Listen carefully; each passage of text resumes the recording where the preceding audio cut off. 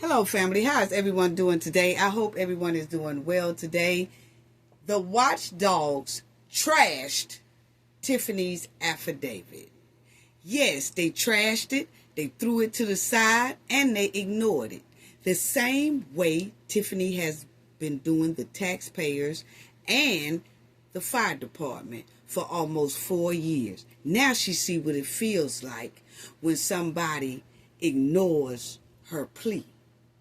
See, just like she was ignoring the residents' plea, the firefighters' plea, the watchdogs ignored her plea and trashed her affidavit. Yes, let's talk about it, family. Let's talk about the tea. And we're going to talk about Shanquella Robinson, new update on her case. And we will talk about the Diddy trial. And y'all already know what we have to do for the ones in the back. This video is under fair use. Copyright disclaimer under Section 107 of Copyrights Acts in 1976. Allowance is made for fair use for purposes such as criticism, comment, news reporting, teaching, scholarship, and research. Fair use is a use permitted by copyright statute that might otherwise be infringing. Non-profit, educational, and personal use tips the balance in favor of fair use. Yes, fair use. All rights and credits go directly to its rightful owner. This video is purely for fair use, opinion, and entertainment. Enjoy. And we also want to add that everything in this video is alleged. Yes. Yes, family. So we want to give a shout out to the replay gang. Shout out to the chat. The chat be on fire. Thank y'all all so much. Shout out to our awesome moderators as well. Shout out to the people that be in the comment section. Shout out to our subscribers as well. Thank you, thank you, thank you so much for all of y'all support. Let's get right down to it. Tiffany lied and said she didn't know what the watchdogs was talking about when she held up that paper at that meeting and was saying that the trustees canceled a credit card that she was obviously still spending. And so when she put in her affidavit that she don't know what they're talking about, she don't have that paperwork, and, if it's a paperwork that exists, she doesn't have it. It has to be at the village. Well, the watchdog said they not hearing it, okay? No. See, Tiffany thought she was just going to write that little short little thing on the affidavit and it was going to fly with that lie. No. The watchdog said, that's not going to fly, sister. We want a long explanation on you sitting at that desk in the meeting, holding up a piece of paper, talking about, here go the receipts right here. They said they want a long explanation about what happened to that sheet. And if you don't know what happened to that sheet, they want you to do a certificate for perjury. Like it's an oath certificate. And you have to clearly say, you don't know anything about that paper, so that if it comes up in the future that you really did know about that paper, then they can get you for perjury, and then you will have some repercussions behind that. Prosecution, most likely. Yeah, see, they gonna put Tiffany in a catch-22. They already doing it. See, that's what you get for lying. Yeah, see, you're pathological liar, and that's what you get, because now they twisting you up like a pretzel. Yes. So as y'all see, family, it says plaintiffs in the FOIA lawsuit won't accept former Dalton Mayor Tiffany Henyard's affidavit. No, they won't accept it. They said do over. They said they ain't accepting that mess.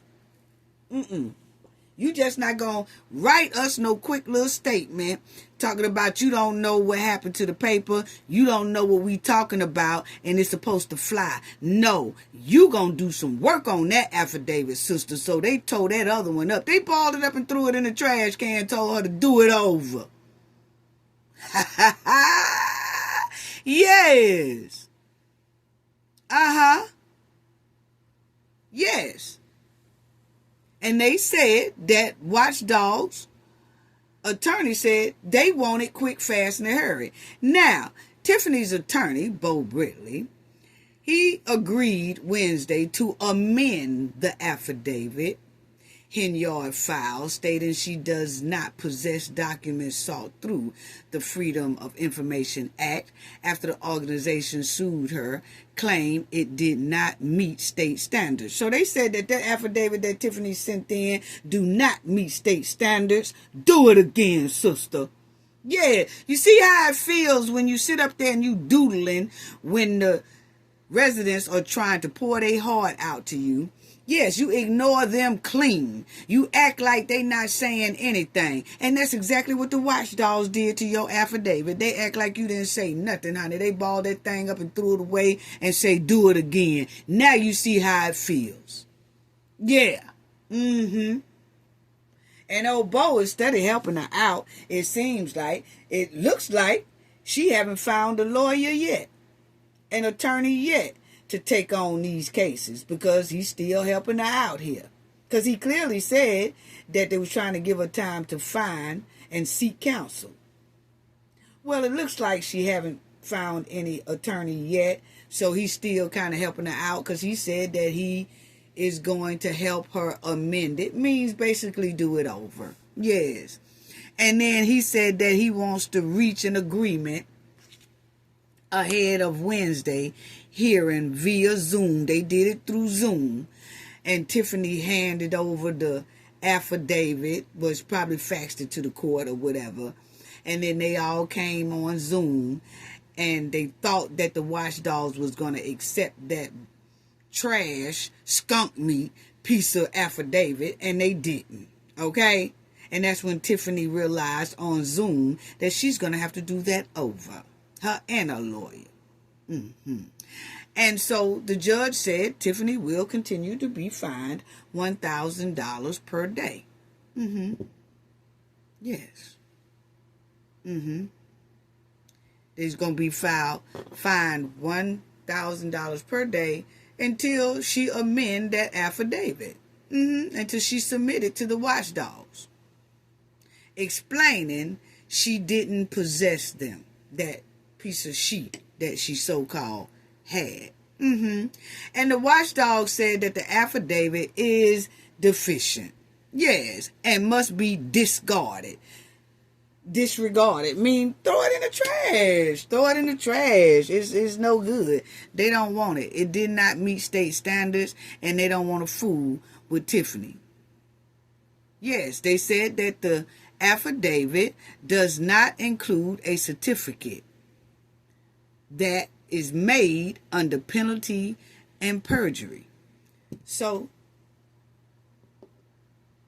they want her to put down on that affidavit, family, that she really does not know where it's at. And if they find out later that she do know where it's at, then they can prosecute her and get her for perjury. So if Tiffany have burned it, or she got rid of it, or she do really know where it's at, and she's not saying where it's at, whatever the case may be, they are having her redo that affidavit, and she is going to have to do it as if she was under oath. Because if it comes to find out in the future that Tiffany really did do something with that piece of paper, or she destroyed that piece of paper, shredded it, burned it, or whatever, then they will get her. Mm-hmm. So they're really putting Tiffany in a catch-22. Yes, they are. Mm-hmm. Yeah, see, Tiffany ain't as slick as she thought. She ain't as slick as she thought. See, I think she thought she was slicker than the Watchdogs, but clearly she's not, because the Watchdogs said they want it right. Mm-hmm. Despite being filed Tuesday, the affidavit is deficient. We already went through that. Okay, so they want her to definitely put down there what happened to that sheet of paper. And if she don't know, it's going to be like she is under oath. And Britley said that he already begun amending the affidavit to meet the requirements and would work with the watchdog's attorney to ensure both sides were satisfied before filing the amended document. I can tell you right now, the watchdogs ain't trying to make sure that both sides are satisfied. They not trying to make sure Tiffany is satisfied. See, that's where Tiffany and Mr. Bo Britley is kind of getting a little confused, in my opinion, because they steady trying to say we want to make sure both sides are satisfied. No. The watchdogs clearly said they don't care nothing about Tiffany being satisfied. It's about them being satisfied. The watchdogs being satisfied, because Tiffany has ignored them for too long. She has act like they don't even exist when they keep asking her for that FOIA. And she ignored them. So what they want her to do on this here new affidavit is to also put what she could have done better to answer them on time. Yeah, she got to do all that, family. They said they want all that in now. See, they want this affidavit to be step by step by step by step. They want her to put down there, okay, why did she ignore them for so long? And what could she have done better to reply to them in a timely manner? And then on top of that, they want her to put down there that she really doesn't know what they are talking about, and she really doesn't know about that piece of paper. So therefore, in the future, if they find out she really does know, they can get her for perjury and prosecute her. So basically, Tiffany lied and threw herself all up in that quicksand. Yes, she did. And the watchdogs ain't playing with her. So they don't care nothing about you talking about we want to make sure both sides are satisfied. No, the watchdogs don't care nothing about Tiffany being satisfied. Now Tiffany has to satisfy them. It's no more satisfying this hen. They done met her halfway for over a year, and she still was ignoring them. So now it's time for her to play they type of ball. And they type of ball is, do that affidavit over, sister. That's trash you gave us. That's basically what they said, family. Okay? So, Tiffany lawyer said, we are trying to fix this thing so we can get it resolved. Which is in everybody's best interest, Bentley said. No, it's in Tiffany's best interest. You already know. Yes. There they go, trying to play on people intelligence and top. So this is the certificate that they are asking for Tiffany to put inside of the affidavit, okay? This is what the watchdog said they wanted. A certificate under penalty and perjury is a signed statement where the signer declares the information within is true, and they acknowledge that lying could lead to prosecution for perjury. It's a way to ensure, Tiffany, they got you, girl. Anyway, it's a way to ensure veracity of statements in legal documents without requiring a notary or oath administered by court officer. So basically, it's a sworn statement. And it holds the same legal weight as if Tiffany was testifying under oath. So they want that inside of this new affidavit. So that way they can get her if they find out Tiffany is lying. And my opinion, she lying like a big dog. Yeah. And this here new affidavit, in the future, if it comes out that Tiffany, and we already know that she told a big tale because we seen her on video hold the paper up and say she had it. Here go the receipts. And she said, I'm the receipt lady. And now she's saying, at first she said, I don't know what y'all talking about. Now all of a sudden, her lawyer said she no longer has the paperwork. So which one is it? Does she not know what the watchdogs are talking about? She don't remember? That's what she said at first. Now she's saying she don't know where the document is, and the document most likely is still at the village. So they need to get it from the village. No. You said you had it. The trustees was asking for it too, and you didn't never give it to them. The watchdogs asked for it. You didn't never give it to them.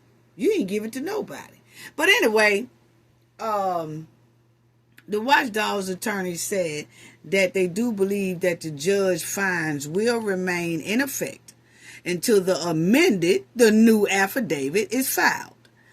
That would mean that as of Tuesday, when the first affidavit was filed, that was trash, Henyard will owe $8,000 in fines. So right now, Tiffany owe $8,000 in fine because that first affidavit was skunk meat and they didn't want it. Okay? Yes. Henyard was held in contempt of court last month for her repeated flagrant watchdogs filed against the FOIA violation. So she was just acting like she don't have to do anything. She don't owe nobody no explanations. But now that the heat is coming down on her, she do owe explanations. And when she tried to give them that affidavit, they didn't want it. So the watchdogs said they want Tiffany. They said do Zoom. They was doing Zoom. Okay, they didn't go into the courtroom this time. They was able to do it by Zoom. But most likely Tiffany faxed that paperwork into the courtroom, and the judge looked at it, and then she gave a copy to the watchdogs while they was on Zoom, and the watchdogs said, no, trash, we don't want that, we want a new one.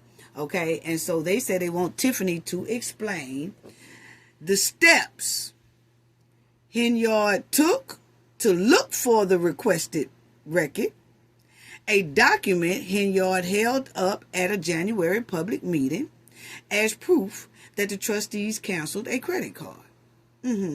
According to the affidavit, Henyard does not recall the document the organization requested or where it came from. So Tiffany is saying she don't know what document they talking about or where it came from. Tiffany also said she did not take any village documents with her when she left office, and the document in question would remain in the possession of the village. No, Tiffany. See, there she go trying to lie to stay out of it. So see, that's why the watchdogs has requested for a new affidavit for her to explain that, okay, you say you don't know where it's at and stuff like that. We want you to put it in a certificate. Okay? And that certificate is going to hold the same weight as she was under oath. So if it turns out that she is lying, they're going to get her. Yeah. And most likely she's lying. Because everybody got the video of her doing it, but she's still gonna play stupid and act like she don't know what nobody talking about. Or she just should go ahead on and say, "Hey, look here, I lied. I didn't have nothing. That was a piece of paper that was talking about Burger King or whatever. That really wasn't no document about no credit cards or nothing. I just said that to make myself look good. I did lie, so I can't give y'all nothing because I was trying to make myself look good." Just say that. But she don't want to do it. She want to keep sticking with that lie. And this new affidavit going to make her get thrown into that quicksand. She's going to throw herself in her own quicksand because she's lying. My opinion. And it's going to eventually come out that document that Tiffany was holding was most likely a fake document. That was not no credit card statement saying that the trustees had canceled the credit card. She just held up something. Ain't no telling what that piece of paper was, but it sure wasn't about that. And now she finna put herself in that quicksand because she's still trying to say that she didn't take any documents with her when she left the office, and the document in question would remain in possession of the village. She know it does not even exist, but she keeps saying it should be at the village when she know it doesn't even exist. So this is what I'm saying, is she gonna mess around and put this in that new affidavit that she supposed to have turned in, I think by this coming up week. She's supposed to have the new one put in. And she's going to mess around and say this, and then in the future, she's going to mess around and be caught up. Wow. Then she said, after becoming aware of the requested document, I searched all over my personal documents to ensure I had nothing related to the January meeting, Henyard said in the affidavit. She said that in the first affidavit that they trashed. Yes. But that's what she had in the first affidavit, family, that the watchdog said is not accepted, disregarded, deficient. They don't want it. But she had the nerve to put that in the first affidavit, talking about, I searched all my personal documents to ensure I had nothing related to that January meeting, Henyard said in the affidavit. So she trying to say she searched all over, and I just don't have it. I don't know what y'all talking about. I really don't. I really don't know. I don't have it. And if it does exist, it's still at the village. Well, her still lying. Just a pathological liar. That's what she is. Wow. She says she searched all over. She says she's also searched her emails with terms related to the January meeting, such as credit cards and canceled credit cards, without success, and sent emails to Mayor Jason House and Village Administrator Charles Walls requesting they locate the document. She said neither House nor Wells responded. Now they ain't gonna respond to you because Jason don't take no orders from you. And first of all, what Jason and Wells gonna respond to you for when they most likely know you lying? You didn't have no documents because, see, don't be trying to tell them to look for no document now when they clearly asked you that day in January when you held up that piece of paper and you said, I'm the receipts lady. Here go the document right here that y'all canceled the credit card, when they said that no, that credit card is not canceled because you were still spending thousands and thousands and millions off that credit card. So they said, send it to us. And then they asked you at that meeting, give them that copy. They said, well, make a copy and give it to us. Give it to us because we need exactly what you got in your hand. And you ignored them. But now that you in hot water, you're going to say you tried to contact Jason and the village administrator, Charles Well, and tell them to now look for an invisible piece of paper that you know don't exist. Now you want them to go and gaslight them and try to make them look for something that don't even exist. That's why they didn't respond back to you, because they know that you're a liar. They know that that paperwork most likely do not exist. Because when they asked you for it in January, when you held it up, you ignored them. So nah, they're not going to respond to you. For what? For what? They already know you lying. And I wonder, did you try to reach out to Jason and them anyway? I would love to hear what Jason said. I would love to hear what Jason would say. Yeah, she did leave a voicemail. Nah, I ain't heard from her. Because something tells me she ain't tried to contact no Jason. Tiffany is a pathological liar. She will lie on somebody so quick, fast, and in a hurry just to get herself out the quicksand. I bet she didn't even try to contact Jason.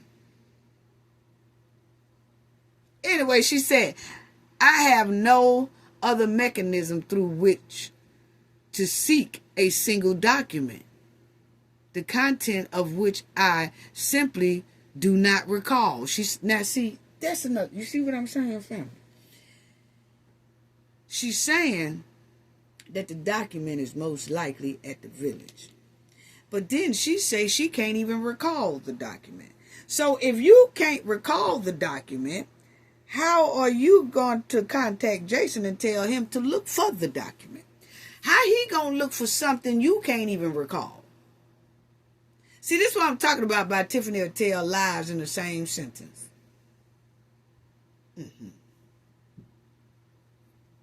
Well, anyway, the watchdogs didn't accept this mess anyway. No, they didn't.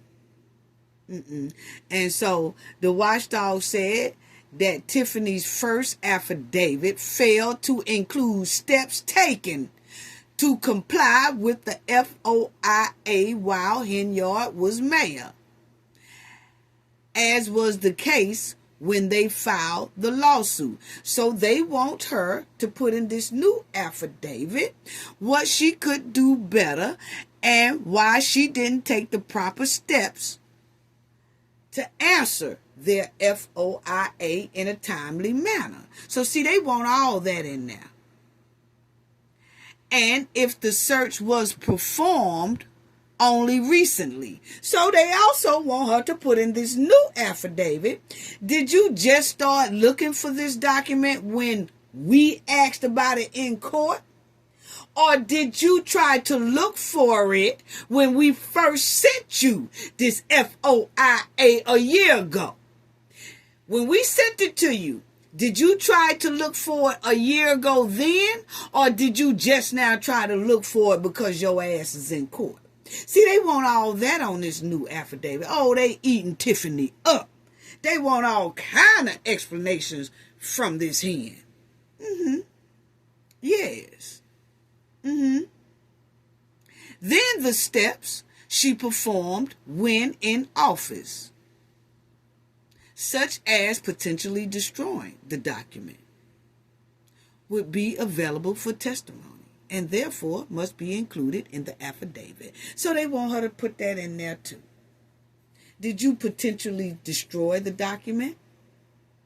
And if not, we want you to say, I never destroyed that document. I never did I never shredded it. I never burned it. I never done any of that. I don't even know what y'all talking about. And no, this particular document I didn't destroy. I don't even remember it. They want her to put that down there. Because if they find out later that Tiffany is lying, and it comes out that she probably did do something with that document, they can get her for that perjury once again. And they can prosecute her. So see, they are putting Tiffany in a twisted, fresh-ass pretzel. Yeah. So therefore, it must be included in the affidavit if she hopes to purge the court's contempt order. So she got to do all that, family. Yeah, they ain't playing with Tiffany. See, they want that document right there. Tiffany. Yes, that's the document they want. Remember, you said you the receipts lady, and that is the document that they are asking for. So they are making Tiffany do a new one, family. Point blank, period. Her lying mouth threw her in that quicksand. And now she has to write a whole nother affidavit because she's a big liar. And right now she's sitting on $8,000. Yes. So she got to write step by step by step by step. And they requiring a lot. And I can tell you right now, If it's not done right, if she missed anything out of there, because they want her to put what she could have done better with complying with FOIA. Meaning that, when y'all sent it, I should have replied to y'all within 30 days and I didn't. Or I should have replied to y'all within 2 weeks and I didn't. I just ignored y'all and I should have did better on that. She got to do all that. That's what they want on that affidavit. Then she got to do that certificate. She got to do that certificate. And that certificate is basically just like she was testifying under oath. And put that she really don't know anything about this piece of paper right there on that screen, and that she don't know what they talking about, and she don't know why she held it up, and if she did hold it up, that it's at the village. And see, this is have to be a testimony up under oath, basically. That's how they gonna hold this second affidavit as if Tiffany was testifying up under oath. And I'm going to tell you right now, I got the feeling that Tiffany going to try to leave some of that out because she don't want to perjure herself. And she's going to try to leave some of that stuff out even on the second affidavit. And when the watchdogs get that one, if it's left out, they're going to deny that one too and trash it. Yeah, because that's what they did this. That first one, yeah, they balled it up. They balled it up. So if she try to send the second one and try to skip and act like she don't want to put what they say put down there, then they going to trash the second one too. And she going to have to write a third one if they give her a third chance. They might just say, we ain't fooling with her no more. She need to go into contempt of court because she don't want to act right. Yes. And I'm so glad that the watchdogs are making Tiffany and her lawyer put something in writing like that as a certificate, which is going to be considered as if she was testifying up under oath about everything they requesting. This makes Tiffany be held accountable for thinking that she slick while lying. Yes, basically. But we will stay on top of this and see what the watchdogs say about Tiffany's second affidavit, because it's obviously that they own her. They own her, and they want everything they ask for. And will they accept that second affidavit? Will Tiffany have everything on that second affidavit? I think that second one's supposed to be, her lawyer said that he's going to keep contacting the watchdog's lawyer and try to come to an agreement so that both sides could be satisfied. And see, that's where they're going to go wrong at, because the watchdogs ain't trying to satisfy Tiffany. Tiffany got to satisfy the watchdogs now. Yeah, she got to satisfy them now.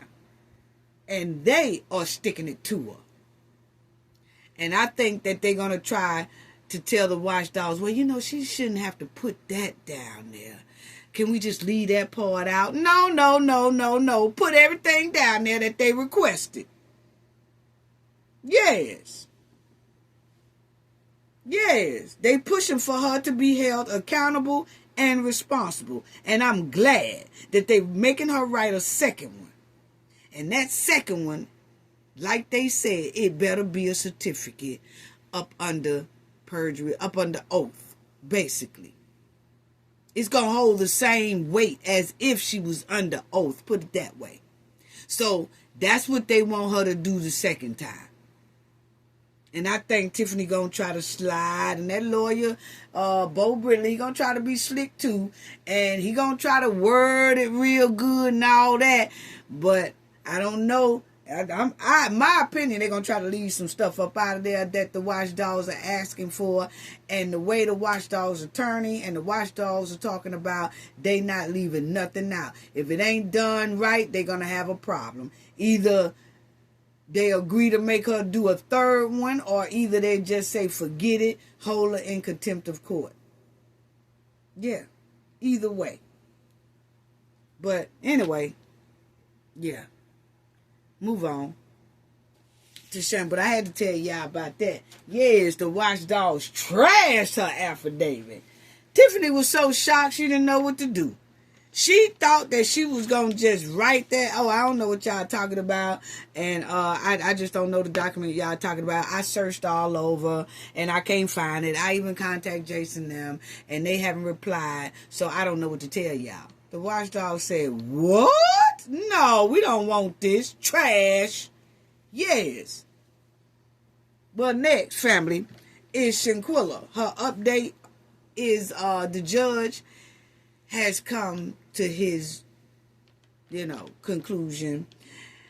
A half one, put it that way, a half one. So you know that the lawsuit that Shinquilla mother dropped down, that $100 million lawsuit, the judge came to the decision of the federal judge dismisses some claims Shinquila Robinson family made against the FBI and the State Department. Okay, so he dismissed the lawsuit against the FBI and the State Department. Okay, which we had already said that. So y'all put the flowers in the chat. I ain't trying to toot my own horn, nothing like that. But y'all remember the last video that I did about Shinquilla, I kept saying if he had to dismiss the federal lawsuit and just keep the Cowboy 6 on there, we would be okay with that. In my opinion, I'm okay with that. Just long as the Cowboy 6 don't slide.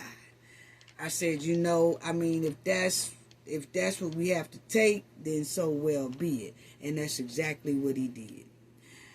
So far. He's still pending on Cowboy 6. Okay? But anyway, he dismisses the lawsuit away from the FBI. So the federal judge dismisses some claims made by the family of Shinquila Robinson against the federal FBI, and the State Department. Shinquila Robinson's mother, Salamandra Robinson, was suing for $100 million in damages in connection with her daughter's demise while on a trip to Cabo in 2022. Court filings show that the judge, Max Hogburn, agreed with all 5 of the government's agreements to dismiss the suit. So the FBI had sent in a motion to dismiss with 5 different reasons why they felt it should be dismissed, and the judge agreed with all 5 reasons, and they dismissed the case from the feds, okay, so that the feds are not liable for that.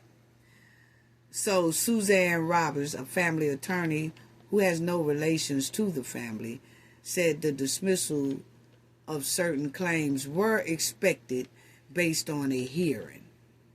She said part of the purpose of the claim was to have government officials explain to the court why they haven't provided a clear reason to the family on the case halting. Because, it's like it just stopped and they didn't give them an explanation on why Shinquilla case just stopped and stalled, and it had like a roadblock in it, which we already know why that roadblock most likely was, allegedly. But anyway, so the lawsuit that was made against the FBI was dismissed basically, and the suit was seeking $100 million in damages and accused the federal agency of neglect in their handling of the investigation into her daughter's demise. No arrest has been made in this case. Suzanne also argued that the 6 people who were present when the attack occurred are all located in the United States and should be required to testify here. She emphasized that the conspiracy and the cover-up into Shinquila's demise also happened here in the United States. Okay? So, wow. Wow. It's just shocking. But anyway, all 6 of them was involved in it, the Cabo 6. Okay, and she said the claims against the 6 are still pending. So yes, the judge is still contemplating. He did dismiss the FBI one, and I just hope that he keeps the Cabo 6 lawsuit pending. Now, know that the Cabo 6 definitely don't have $100 million, but they got some assets, some belongings, quite naturally, most likely, and her mother can go after everything that they got. Like I said before, even if they've been putting stuff in other people's name ever since the time Shinquila's demise, they could go after all that if they got the right type of pit bull lawyers or whatever. But I don't know. But anyway, so it's still pending for the Cabo 6. The judge has not made his decision yet if he's going to dismiss the Cabo 6 or not. He's still contemplating on that one. Okay? And the family continues to fight for Shinquila's justice, and they will continue to do that. That's what they said. So we will also continue to stand by baby girl like always. We will keep an update on this, but the judge still has Cabo 6 motions pending, because they put in 4 motions. Khalil, not Dejanay, but Khalil and Winter, Elise, and Malik. They put in motions to dismiss the case and said send it back over there to Mexico and all that stuff like that, which they fled from Mexico. So it clearly shows that they don't want to really go back over there in Mexico. They just trying to be funny. So the judge has not ruled on that. I'm just hoping that he just doesn't dismiss the Cabo 6 lawsuit. I just hope he just keep them on there and her mother just tackles them 6. Unbelievable. Unbelievable. Unbelievable. Wow. And my opinion, they should have went to the Supreme Court when Cafe and her team acknowledged possible conflict of interest between Khalil and Sandra J. Harrison, but hey, and everybody knew, so I'm not even worried about that. Everybody knew about that, but they didn't. But that should have went to the Supreme Court, and if that had went to the Supreme Court and they would have questioned it, and had people to fork up some evidence and things like that, that probably would have helped that FBI one, the DOJ's wouldn't have been dismissed, because it would have then showed conflict of interest if there. It just shows that Khalil family is related to Sandra Harris family, and Sandra Harris family is related to Khalil family. And so I think they should have took that to the Supreme Court, but that didn't happen. So, but anyway, that's just my opinion. I'm just saying, allegedly. But and then my opinion too is that what I said when they first dropped the lawsuit, if anybody remember, I did say it should have been 2 separate lawsuits. I also showed y'all that they could have done 2 separate lawsuits. They didn't have to put it all in one. They could have put the FBI on one, then the Cabo 6 on another one. That way, you wouldn't have had to worry if if the FBI's didn't go through, the Cowboy Six still had their own lawsuit. But by it all being on one, sometimes when you dismiss one, you have to dismiss the other one. Not always, you know. But they have to weigh it real heavy because they both was on the same lawsuit. But if they was on separate lawsuits, then, you know, the Cowboy Six had their own lawsuit, and then the DOJ one had their own lawsuit. Then when that DOJ one had been dropped, that wouldn't even affected the Cowboy Six. It wouldn't even been any consideration on a pending motion to dismiss. You see what I'm saying? It's like they could have put it in there, but it most likely 98% of the chance it wouldn't have worked. But by it being on a lawsuit connected with the FBI and all that right there, I don't know. I'm just leave it alone. You can't tell nobody how to do nothing. I'm just saying. I was just giving my opinion. You know what I'm saying? So, we just hope that the judge don't dismiss Cowboy Six case, that lawsuit. And the judge didn't even give a date on when he would decide whether or not that he will will keep the lawsuit going for Cowboy Six or dismiss. He didn't give a date on when he would decide on that, so we'll just keep update on that. That's all we can do, is continue to hope that the judge don't dismiss Cowboy Six from accountability and responsibility. You know, and we will continue to stand hard with Shinquilla and her family, and we will continue to give updates regarding, Shinquilla case. But I know some people say, well, if the judge had a heart, he would automatically keep Cowboy Six, and it's not that. It's just that they own the same lawsuit. And you got to think about just how the law goes. You have to take the personal feelings out and look at how the law is and how it's written.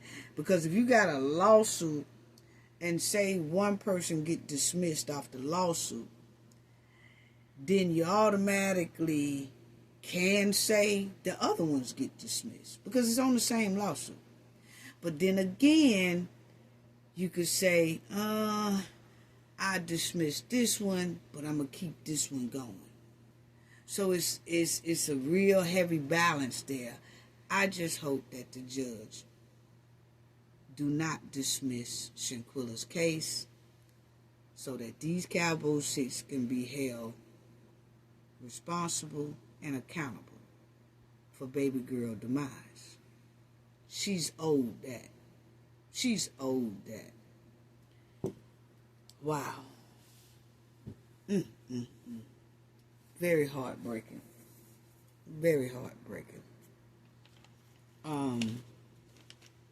Yeah, when I seen that, I kind of wanted to go in on Tiffany and, about her affidavit being trashed, and I wanted to kind of get hyped with it and things, but I think when I saw Shinquilla's update, it just put a damper on my spirits a little bit because, when I saw the dismiss of the FBI, I had already kind of suspected that would happen because I told the Knowledge family that I said if that happens, I would rather for it to happen that way, but not let the Cowboy Six be dismissed. And as I look at it, it says that he's still contemplating on that. And that kind of worries me, But, we'll keep hoping. Just put a little damper in the spirit. But anyway, we'll stay on top of it. Diddy here. Let's go on to Diddy. Wow.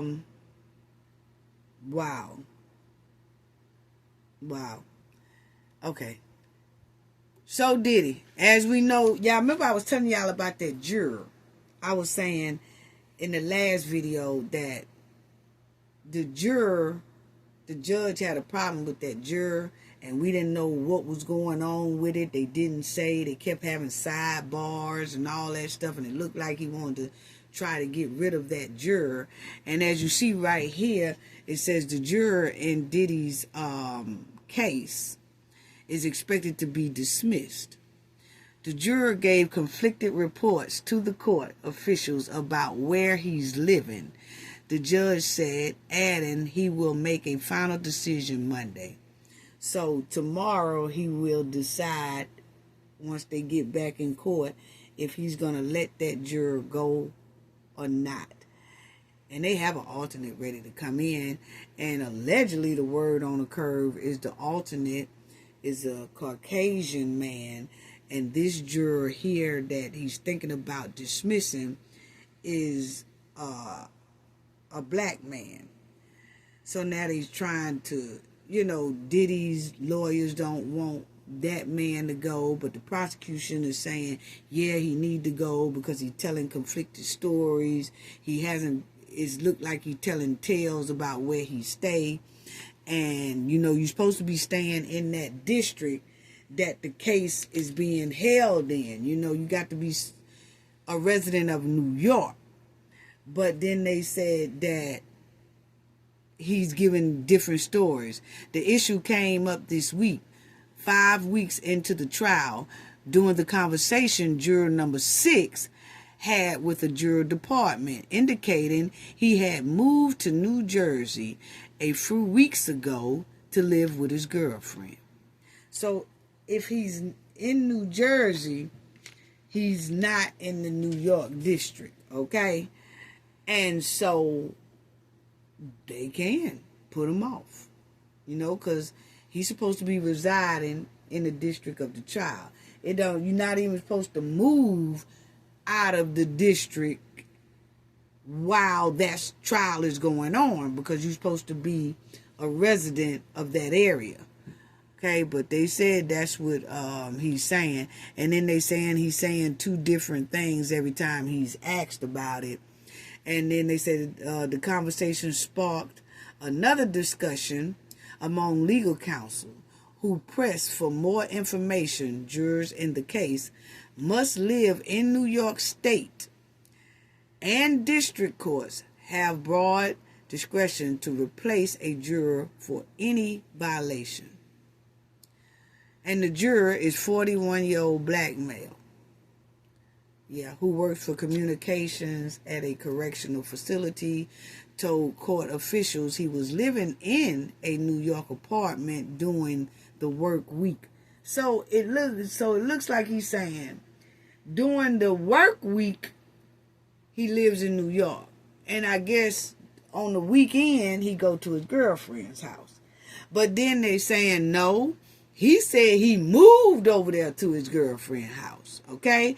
And they said that his story later changed to him living with his daughter and fiance in the Bronx. At some point, he told the court officials he lived with his aunt in the Bronx. So he said first he had his own apartment in the Bronx, and that he be in the Bronx during the weekday, and I guess on the weekend he'd be over his girlfriend's house. Then they said no. He said he stayed with his girlfriend and fiance his daughter, with his daughter and fiance in the Bronx. Then they said no, he stayed with his auntie in the Bronx. They don't know where he basically stayed. Then they said that they was going to try to reach out to his employer to see what he has on that paperwork, and if his employer say, well, this the address he have on his paperwork while he's employed here. So I don't know, but I don't know. It looks like that judge might let him go if they can't really pinpoint where he stay. And I wonder, do he got any bills? Because usually you can ask for a light bill, gas bill, something like that, rent. How about lease? A lease or something to show where he lives at. So I don't know if anybody even thought about that or whatever. They just saying, well, he say he live over here, and well, he say he live over there, and we don't know where he really stay. Just say, hey, man, bring us a lease over here. Bring us a lease with your name on it. Bring us a bill with your name, recent bill with your name on it at that Bronx address or something. You know, but I don't know.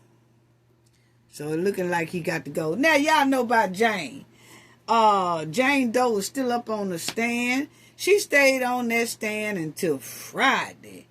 She was just on the stand for a damn near week. And that's the one who took her best friend, man, who was Diddy. And she thought she had a prize and wind up didn't have nothing like a prize. He was using her and it looked like she was using him. Point blank period. And y'all know we talked about her being jealous of Young Miami, and she was mad that Diddy was with Young Miami, and Young Miami was getting a lot of things that she wasn't getting, and she was cutting up, and she was requiring Diddy to give her more than Young Miami. It was a mess. So it was just given that her and Diddy both was using each other. That's what it was given. That's what it was given. And so that's Jane on the stand. And this is what her testimony continued to be given. Because everybody know I don't have to really go over who she is, because we already talked about that, because we was talking about how she was selling her soul just for the money that Diddy had. You know, she was getting mad that Diddy was with this person, that person. And what she would do is when Diddy was with Young Miami, if she finds out that, because Young Miami used to post stuff all the time, and when she found out that Diddy is with Young Miami, she would call Diddy or text Diddy and use the freak off to make him leave Young Miami and come to where she is. Like one time he was on the yacht or whatever with Young Miami, and she saw, because Young Miami went live or posted it, my birthday weekend with, you know, Diddy and this and that. And she hurried up, Jane hurried up and texted Diddy and said, I'm scheduling a FO tonight, and if you're not here, no more FOs. Stuff like that. So she was basically using the FO to wheel Diddy back to her. So it seems like her and Diddy was just using each other. That's what it's giving. And so y'all will see here that they was asking her questions, and she was saying, my dumb A thought if I effed more and did more FOs, I'll finally get a trip, Jane told Combs in one text. Okay? That Diddy lawyer read out and had her read out. So what she was saying was like, my dumb butt thought that if I do enough FOs and stuff like that, I would be on the trips versus Young Miami and these other women on trips. That you taking them on trips, that's supposed to be me, because I'm the one that's doing the FOs, you know. And so when she saw she wasn't being going on these trips and stuff, she would start using the FOs as a tool to either pull Diddy back or convince him that, okay, if you don't act right, I ain't doing no more FOs. So you'll see, she said, I don't have anything post-worthy from our relationship, Jane complained in another message. So she said how Young Miami keep posting that she's here, she's there, she's on the yacht and all this. She said she don't have those type of pictures that's worth posting. Like her and Diddy really don't do all that together. And if they do, it ain't worth posting. Because most of the time they doing FOs. But anyway, so that's what she was saying. So Jane was complaining about that.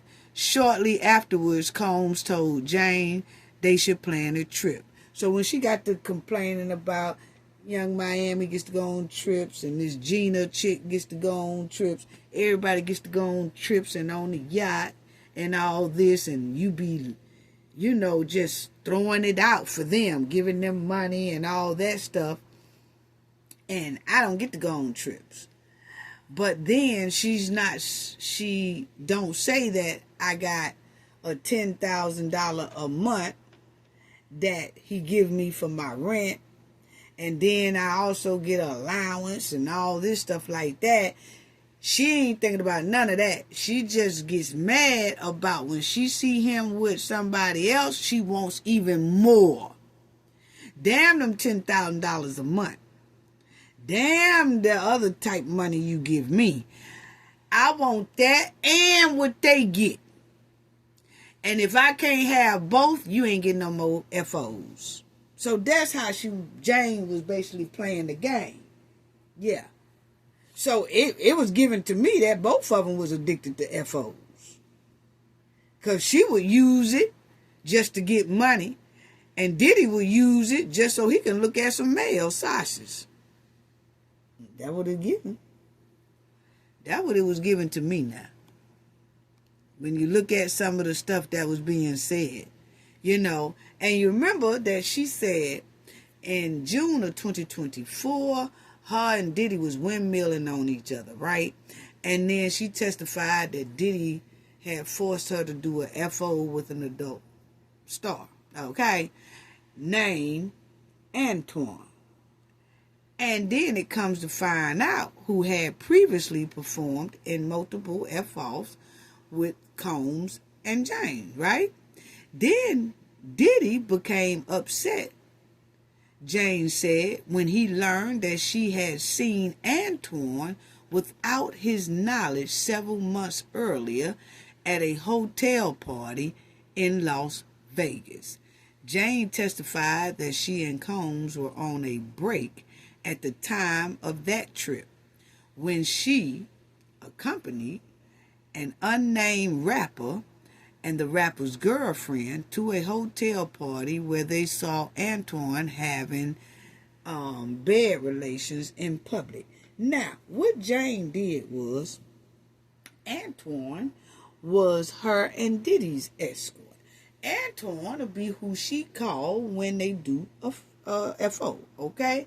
And he was one of their mainsprings like Paul was. Remember that her and Paul started talking behind Diddy's back, and she was having FOs with Paul behind Diddy's back, okay? And Diddy found out about her and Paul. Well, this time, her and Diddy had split for a minute, and she went with another rapper and his girlfriend to a FO. So now this ain't with Diddy. She went with another well-known rapper and his girlfriend, and she took a trip with them to a FO. And the dude who's at the FO happens to be Antoine. Okay? Yeah. Really? That's why I said it sounded like she was addicted to FO, because she was doing them sometimes, well, a lot of times without Diddy. Yeah. So all that started coming out. Now,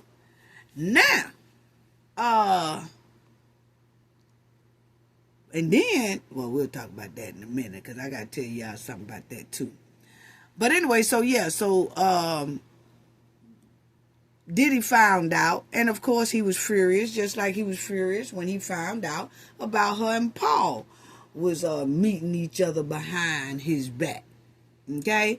And now he found out that when him and her wasn't around each other for a couple of months, she was running around with another rapper and his girlfriend, and they was going to FOs, okay? And then the Antoine was at they FOs. So this Antoine, he just go to different celebrities and have FOs with rappers and their girlfriends. That's what it's giving now. That's what they said on the stand now, family. So Jane testified that she and Combs were on a break at the time of the trip when she accompanied the unnamed rapper and the rapper girlfriend to a hotel party. Okay. When Combs learned of the trip, yeah, he was mad. Okay. Very mad. And she said, Combs said, how could you go to another man's FO? Meaning, how could you go to another rapper's FO? And she did it. Yeah, she did it.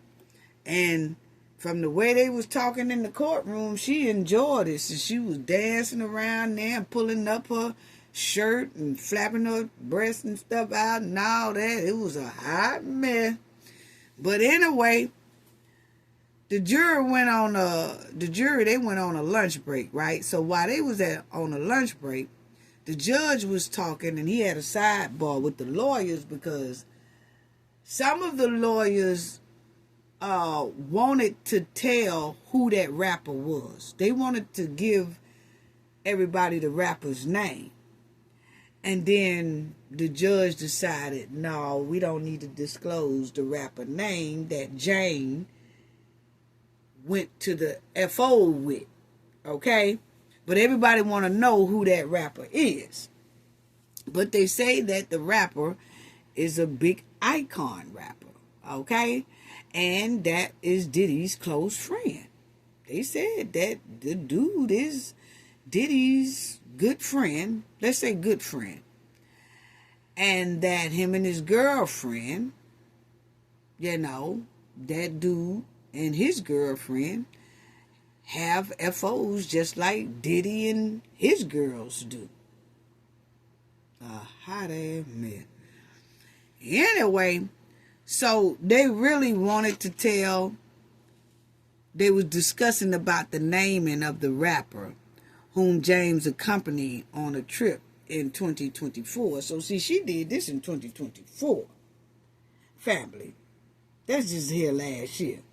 She did this with this rapper and his girlfriend. Okay? What? Anyway, but they decided not to, the defense wasn't able to name the very successful rapper Jane accompanied on a January 2024 trip to Las Vegas. But Sean Combs, lead attorney, really wanted to drop a few clues about that rapper.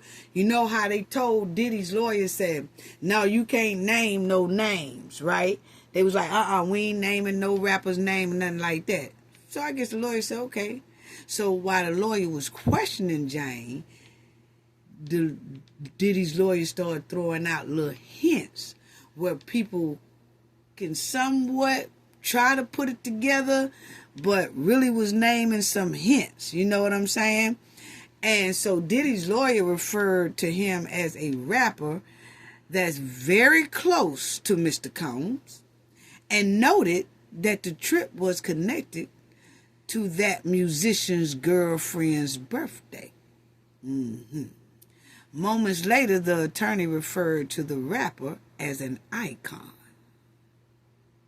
Yeah. So you had to put it together. Because Diddy, I do know two close people that Diddy be with. And then when they say girlfriend, you see, they don't say wife. Okay? Because Diddy has a close friend, or did have a close friend that has a wife. And then he had a close friend, and he got a couple of close friends that have girlfriends. But then when they put the icon on there, that kind of knock off a lot of people. Okay? Anyway. So, but they made it a point to say that the rapper that Jane went off with is an icon. Yeah. Said with a musician and his girlfriend.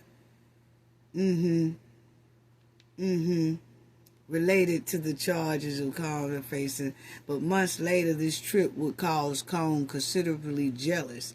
So he was mad. He was mad that old girl went on this here FO trip, so-called. She said, oh, I just flew out with him and then we decided to, do that or whatever. But the point is, she did it without Diddy, okay?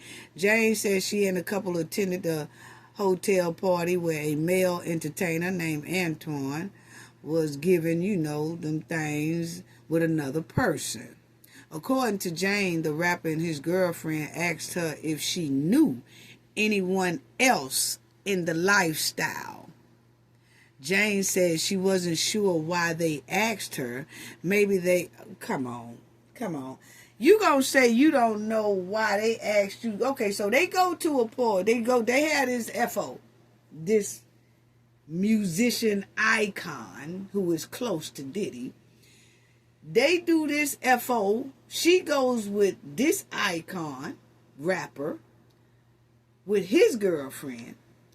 And while they at a FO, looking at Antoine get down with another woman, banging on, then they turns to her, the icon rapper turns to Jane and say, hey, do you know anybody else that would do a freak out? Then she gonna say, I don't know why they would ask me. Come on now. Because if he is close to Diddy, he already know you and Diddy do FOs. And he know you and Diddy most likely have a lot of different entertainers, escort, a.k.a. P-tutions, to come over there and FO with y'all. So he know you know some. That's why he asked you. Don't try to act like, I don't know why he would ask me that. Why you there anyway? You only with him because he know you do him. That's what it's giving.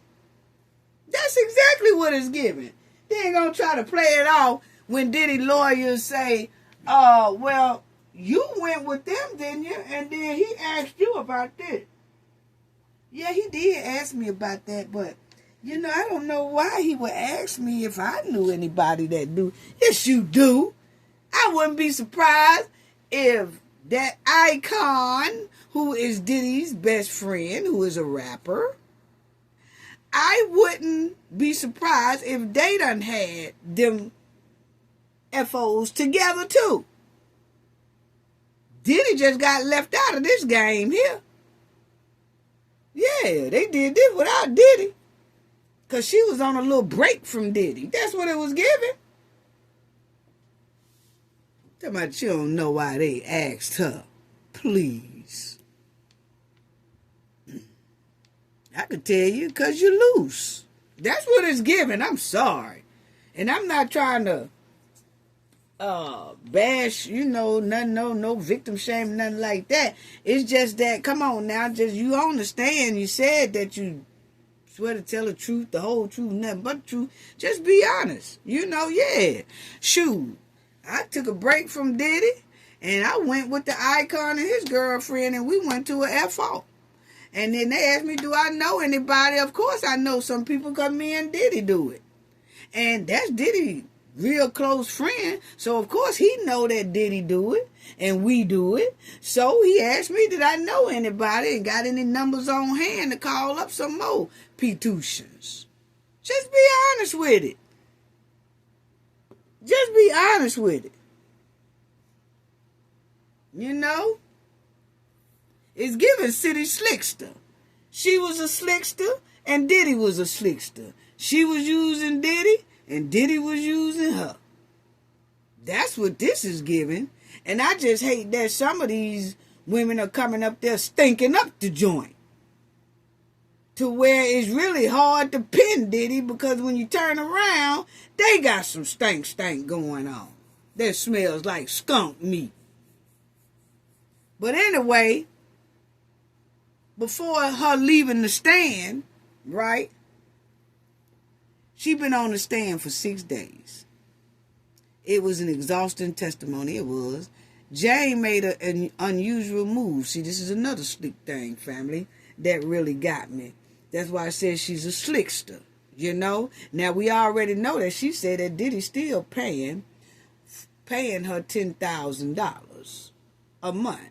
And I said, well, once he seen her testified, I bet you that that's cut off. But she didn't say in the courtroom that, you know what, since I've been testifying, he cut off my money. She didn't even say that. So it might be still coming to her. But I can't see that money still coming to her. And she up there testifying against him. You know? I don't know. I don't know, because they already do weird stuff. So that could be another weird thing that Diddy do. Pay for stuff when people tell on him. I don't know. But anyway, when she was leaving the courtroom, she hugged the assistant U.S. attorney. That's the prosecution, right?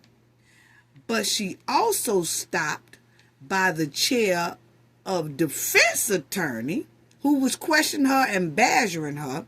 She stopped at Diddy's lawyer and hugged her too. And then looked over there at Diddy. She was hoping that Diddy would look her in the eye, but Diddy wouldn't look her in the eye, because you remember he done already got in trouble for looking at the witnesses and looking over there at the jury and all that. But she made it a point that when she gets off the stand to go hug the prosecution folks, then go over there to Diddy's side to where his lawyer's at and where Diddy's at. She want Diddy to look at her. And she hugs Diddy's lawyer hoping that Diddy look up. Because they said she looked dead at Diddy while hugging his lawyer, but Diddy wouldn't look up. If that ain't slick and low down. Yes. Wow. Wow. Wow. Now, they also asked her a compelling question that came from Diddy's lawyer before she got off the stand. They asked her that she previously stated willingness to return the gifts and money Combs gave her if it meant she would never have participated in a freak-off. You were not willing to give up your home, right? The defense attorney asked Jane. Then, referring to her Los Angeles home and stuff that Diddy paying for and still paying for. Then she said, that's where me and my child live, Jane said. That's a very hard question for me. So they asked her, just like they asked everybody else, say, hey, if you can turn this thing back around and just give him all back his money, give him back his houses, give him back his apartment, whatever. If you could do all that, just not to ever been participating in a freak-off, would you do that? Most of them say, yeah, I'd give all the money back. You know, if I could make another turn and do it all over again, nah, I wouldn't even want his money. No, nah, I don't want no more. I wouldn't want no freak-off. But her, she said, that's a tough question because me and my child stay in that house. So that means, hell, if I had to do it again, I'm going to do it again. No, I ain't giving no house back. I ain't giving no cars back. I ain't giving nothing back. She said that's a very hard question for me. So that lets you know that what she wanted was the house and the cars and all that stuff. And the Birkin bags and the Gucci bags and all that. Yeah. Wow. If you can do it all over again, would you give the money back so that you would never had to participate in a FO? Oh, that's a hard question right there, because that's where me and my child live. What? Okay. So it's given all, that's why Diddy lawyer asked that question so people could see or try to give it to the jury that she just want money. That's all. She just want money. She just want material things. She was all right with the FOs until she saw Diddy with a younger woman, Young Miami, and Gina. Then that's when she started cutting up. If you don't give me what you get him, no more FOs. If you don't do this and take me on a trip like you took her, no more FOs. Wow. Wow. That's her. Wow. And Kanye West, he went to the courtroom to support Diddy. One of Diddy's best friends. Well, good friends. Okay. So, he went to the courtroom to see Diddy's trial.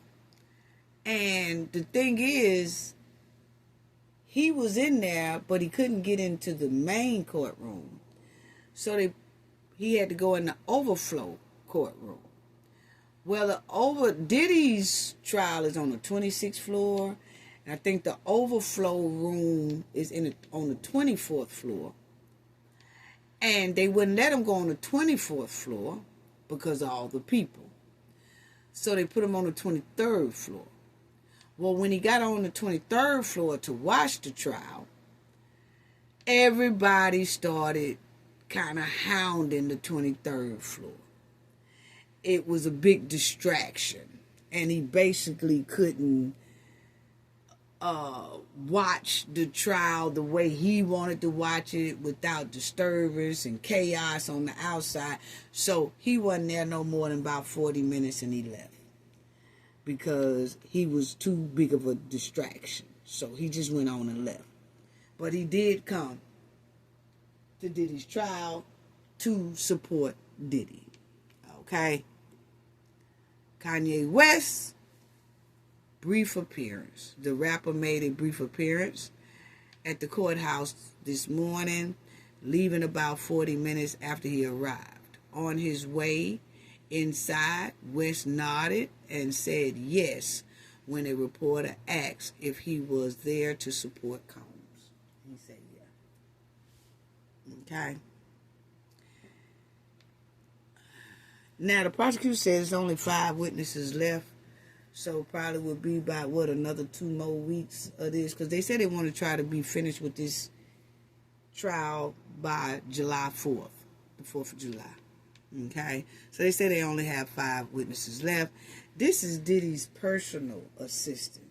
Not business assistant. His personal assistant. Okay? So he had assistant that assisted him on the business side. Then he had an assistant that accompanied him on the personal side. So that's him. Okay. Now, his name is Jonathan Perez. And he also said that Jane was part of his job too. Perez testified. He said he would go get things for Jane, and Jane would call him as if he was her personal assistant because she was dealing with Combs. Okay, then they asked him, was your title personal assistant or business assistant? And he said he was a personal assistant. Perez said.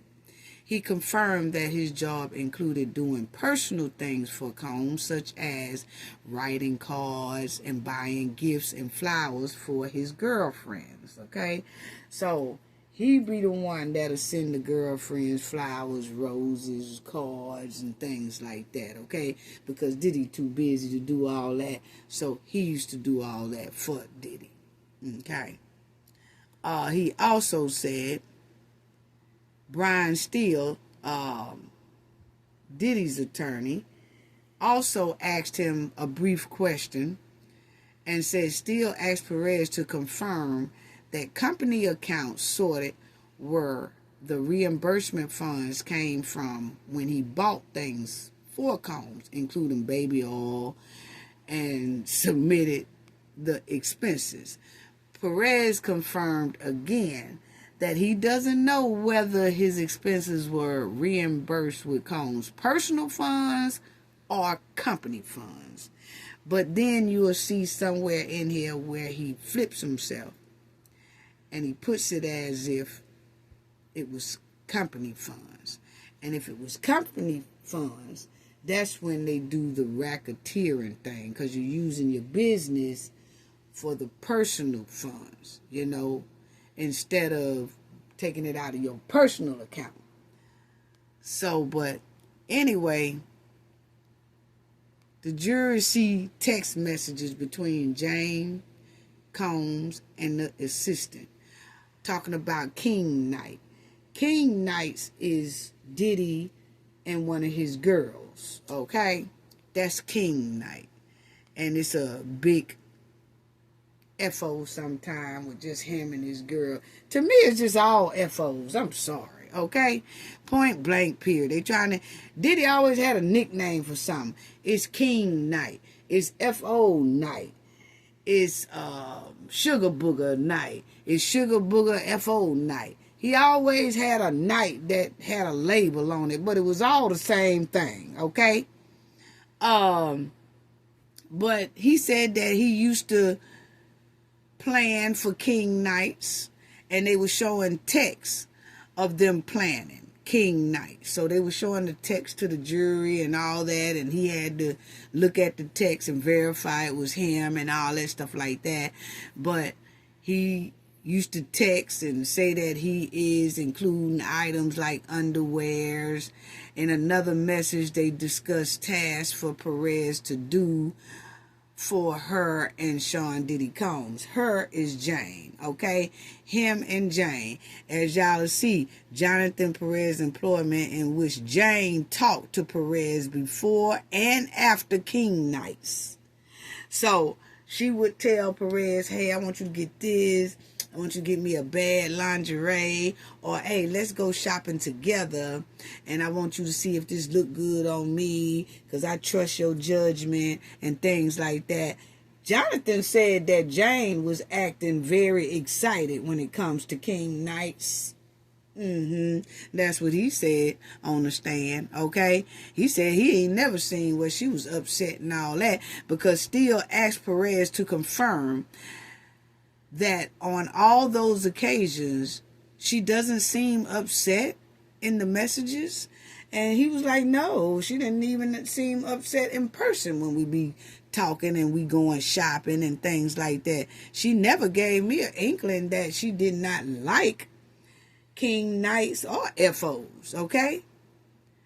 So then they asked him, when asked by Combs' attorney, they asked Perez, did Diddy do his own technology things and things like that? And then Perez said he was not the most specific. He didn't know anything about technology that much. He wasn't like on game with that. So they would help do all his technology stuff for him.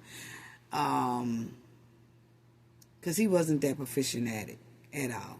He didn't really, he was old school. I'm old school too. And me and Diddy is the same age, so I can understand, he don't want to do all that technology. He just pass it to the young ones and let them do it, or somebody who know how to do it very well and stuff like that. And he just let them hook up his technology and stuff. And this is another way of the defense showing that a lot of things that was done online, said online, posted online, or something like that, a lot of the times it wasn't Diddy. It was somebody else. So see, that's another way that the defense is trying to slide Diddy out of a lot of things. That's just my opinion, because they were saying about technology. Hey, was he very savvy at his technology when it came to, all that stuff that he had to do? And then the dude said, well, nah, he wasn't, he wasn't real familiar with technology. We did all that for him. So it kind of shows that Diddy didn't put his hands on that type of stuff. You see? Not all the time. You see? So you see right here that Combs' former assistant said James seemed like a willing participant in King's Night. Mm-hmm.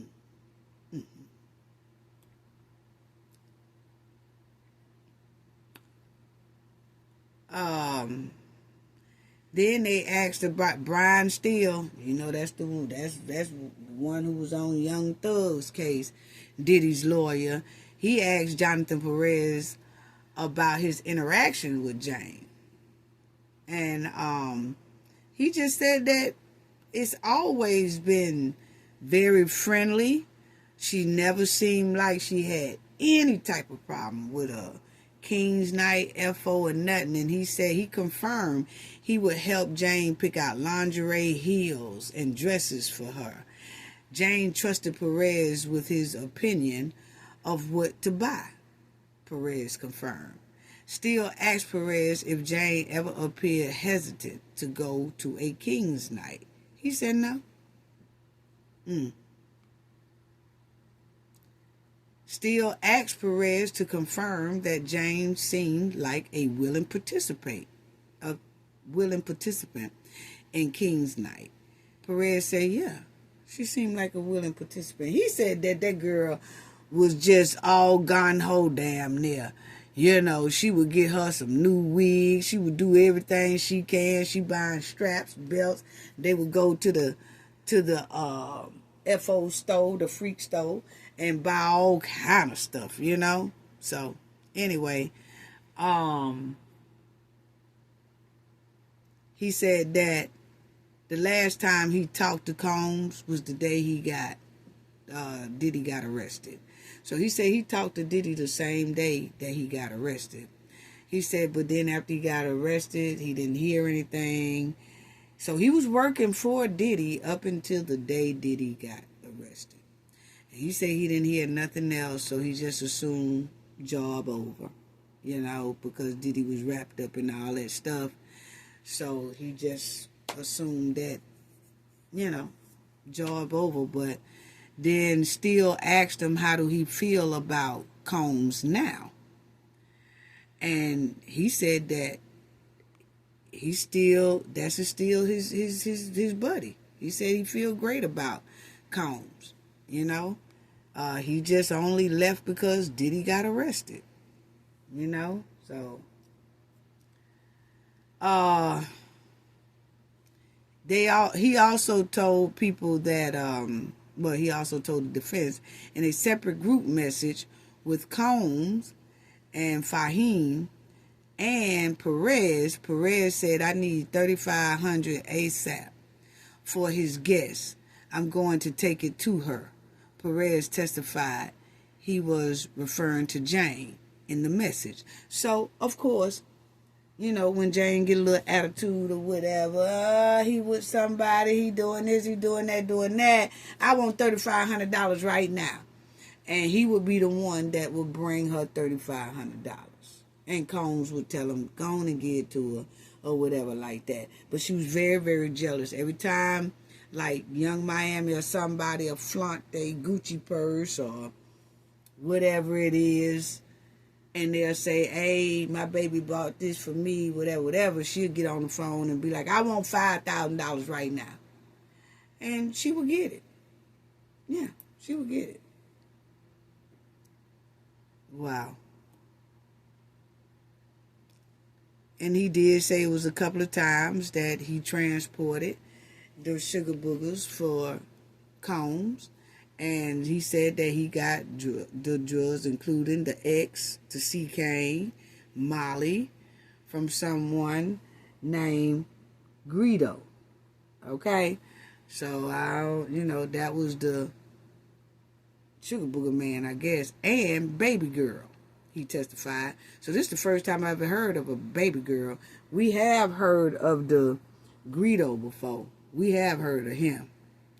But because there's a lot of chicks and assistants who said that this man, they would go to this man here and pick up Diddy's, you know, manufactured street stuff. So, but this is the first time I've heard him say baby girl. Somebody say, oh, we also got it from baby girl. I don't know who baby girl is. Yeah, I wonder who baby girl is. But you know, I don't want to say, because, you know, but Diddy, I do remember sometimes Diddy calling somebody the nickname baby girl every once in a while. I ain't gonna say. But if you look at when Diddy was with this certain chick, sometimes it'll slip out baby girl. You see what I'm saying? And so, I mean, but most people do call the, you know, people that they hang around with a lot, baby girl, baby girl, baby girl, baby girl. But I do notice that he said, I get the supply from the Greedo and baby girl. And I said, I think I know who baby girl is. But anyway, move on. So he said he was doing that. So most likely he got immunity too, because he was talking about that he would get it from baby girl. And then he said sometimes he would pay for the sugar booger with cash that he got either from home security personnel, the Gucci purse, or the top drawer. You know?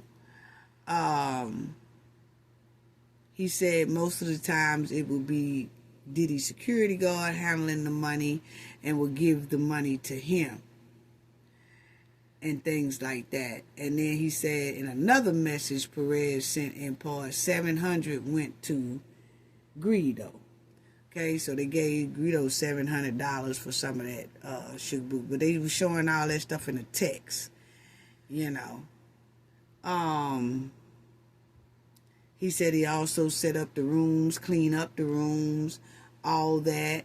And he said he used to, all this stuff is like in a text. That he said, I'm only 9 minutes away if y'all need me. But he said most of the time he would supply Diddy room so that all the sugar booger supplies and all that can last them at least 48 hours before they have to re-up again, because Diddy don't want to be disturbed often.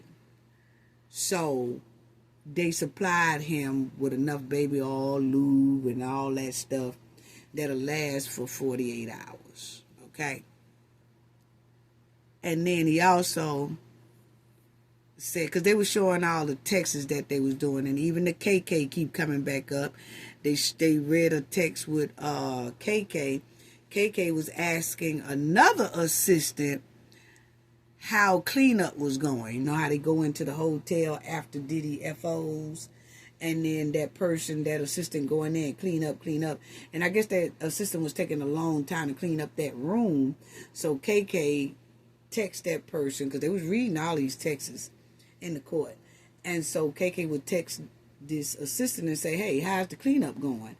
And so that assistant said, slipping failed twice. The assistant responded. So see all that baby oil. That's why we're taking that assistant so long, because all that oil, that assistant was slipping, sliding, bumping the damn head all over the place. Done fell all up under the bed and everywhere else, everywhere. So they trying to clean up, but slipping and sliding, trying to clean up. And most hotels, most of the time, have a little carpet on it, I guess, except for the bathroom. And they must have been slipping and sliding all in the bathtub, trying to clean up stuff and all that. A hot mess. But anyway, that assistant was like, he said, how's it going? How's the cleanup going? Slipped and fell twice. That's how it's going. And maybe you should bring your ass over here and clean it up. And you slip and fall and bump your head sometime. Yeah, is that what it's giving? Yeah. Because it sounded like that assistant wasn't too happy about slipping and falling all through that baby oil around that camp. But anyway, so that's all that basically that assistant was saying.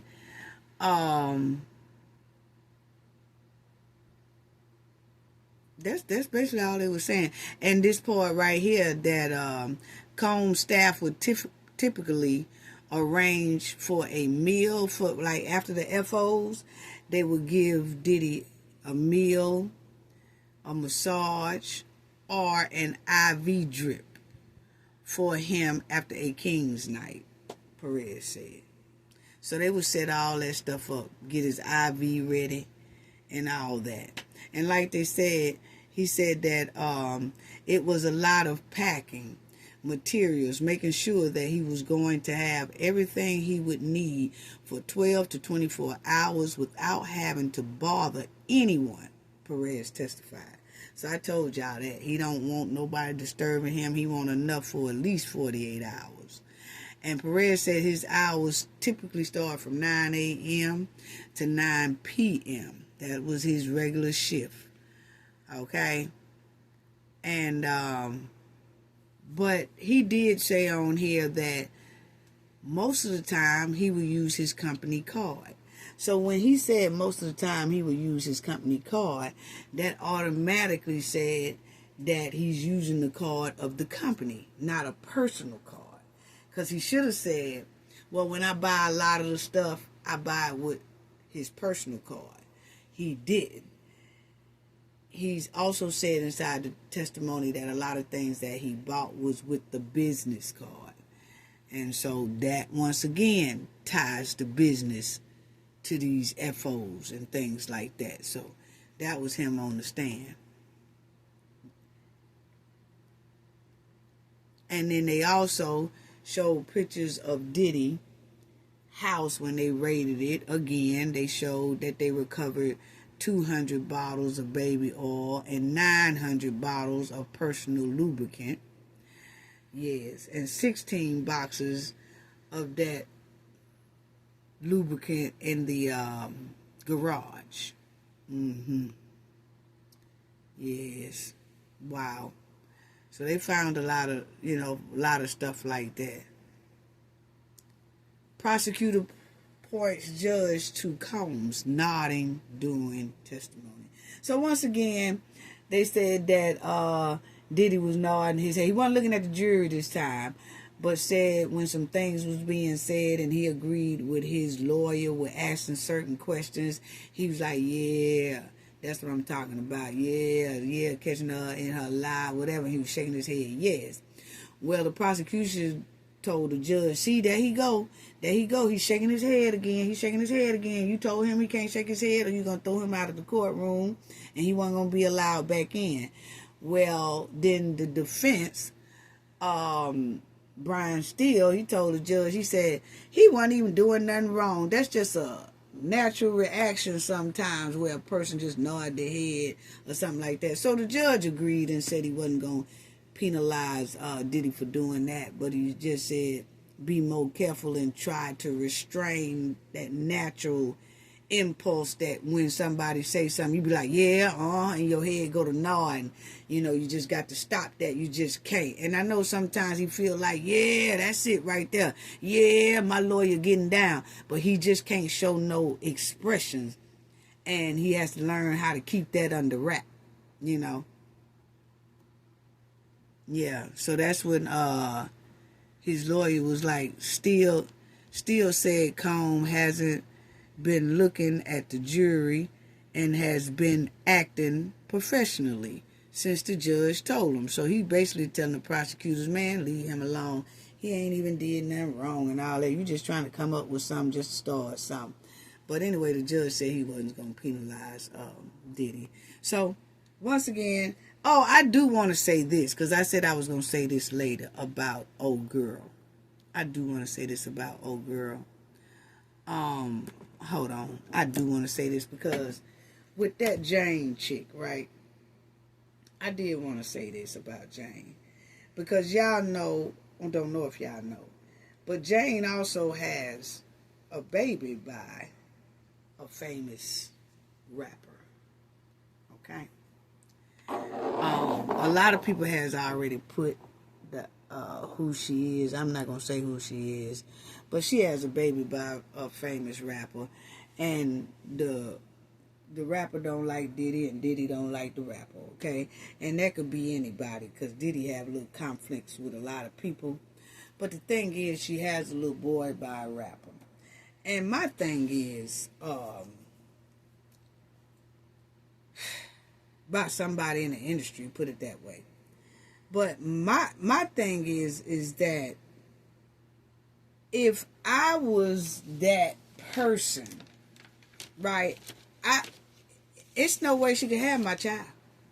You know, because I put myself in that shoe, because I'm saying, when do she have time to raise my child? Okay, let's say it's me. I'm going to just use me as an example. Because a lot of people say they already know who this is, you know, they just not releasing her identity. But my thing is,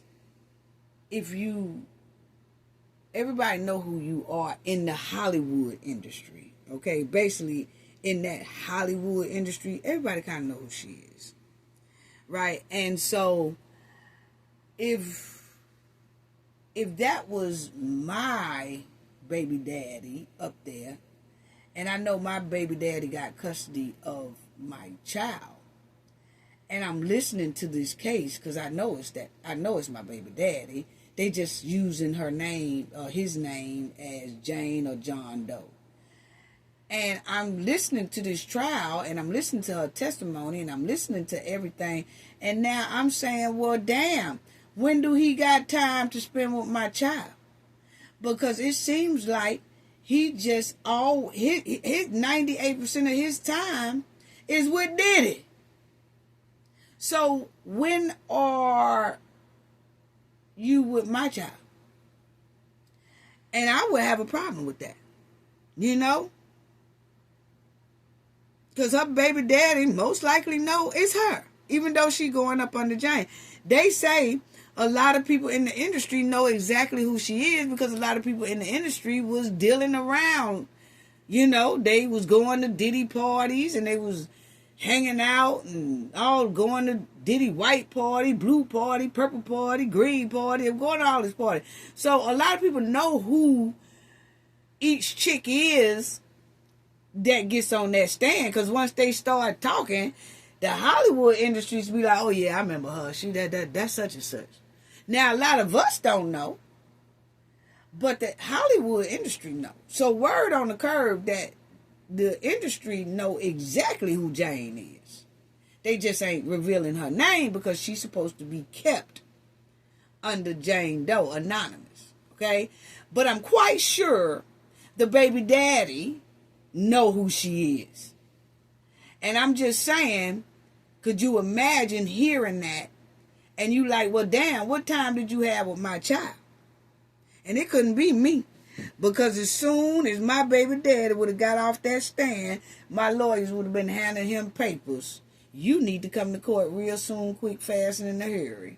Because all that money that you was getting from Diddy, you finna share that with me. And I'm finna take my child, because there's no way you was spending quality time with my kid when you doing all these FOs. Because, see, I didn't know about all these FOs. Actually, I thought that 98% of the time you was with the kid. It's looking like 98% of the time you was with Diddy. So what, you had nannies, you had babysitters, you had all that, or was you taking them over to your mama house, your cousin house, your auntie house, and all that stuff, and I didn't know. I would feel some type of way if that was my baby daddy. I'm sitting listening to my baby daddy going through court, and come to find out this is what he doing. Well, where the hell was my child at? Because all your time was going to this person. You know? Now, you might got immunity from the courts, but you ain't getting no immunity from me.